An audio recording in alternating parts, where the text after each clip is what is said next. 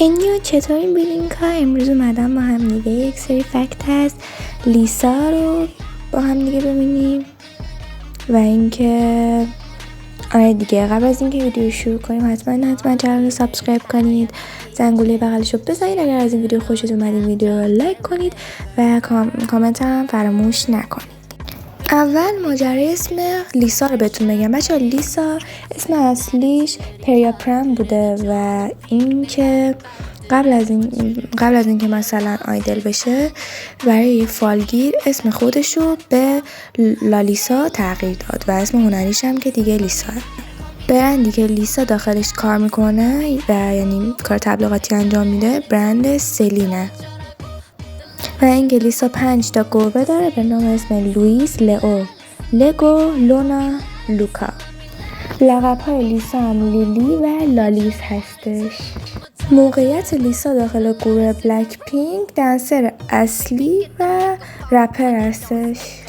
و بچه‌ها میدونید که لیسا تایلندیه و قبل از اینکه آیدل بشه اصلا زبان کره‌ای بلد نبود و جیمین تنها کسی بوده که میتونسته انگلیسی حرف بزنه، برای همین همیشه به اون مشکلاتشو میگفته. لیسا شیطون ترین عضو بلک پینکه و یه روز انقدر بقیه رو اذیت کرده اینکه به مدت 30 دقیقه بدون گوشی توی اتاق تنهاش گذاشته بودن. لیسا همیشه وانمود میکنه که داره تایپ میکنه ولی داره از اعضا بدون اجازه بدون میکاپ ازشون عکس یا ویدیو میگیره. لیسا همیشه قبل از کنسرت مثلا 20 دقیقه قبل از کنسرت یا 10 دقیقه قبل از کنسرت میخوابه. قشنگترین کادویی که لیسا از اعضا گرفته یه مینی یخچال بوده. اولین ملاقات لیسا با روزی داخل آسانسور بوده و گفته اون خیلی عجله داشته. لیسا از سوزن به شدت میرقصیده و یه بار حتی سرش قشم کرده. سرگرمی لیسا اینه که از گربه‌هاش مراقبت کنه و اینکه اسم خودش رو تو گوگل سرچ کنه. لیسا معمولا کارت بانکیش رو فراموش میکنه و همیشه از جیسو قرض میگیره، مثلا وقتایی که میرن رستوران یا کافه. و نمیدونیم چه اتفاقی واسه پدر واقعی لیسا افتاده ولی الان ناپدری داره و گفته که اگر برگرده به عقب برمیگرده به زمان کارآموزیش.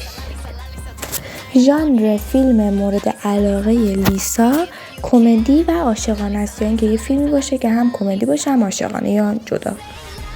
لیسا عاشق عکاسی کردنه. لیسا گفته گربه‌اش لوکا خیلی بغلی و مامانیه.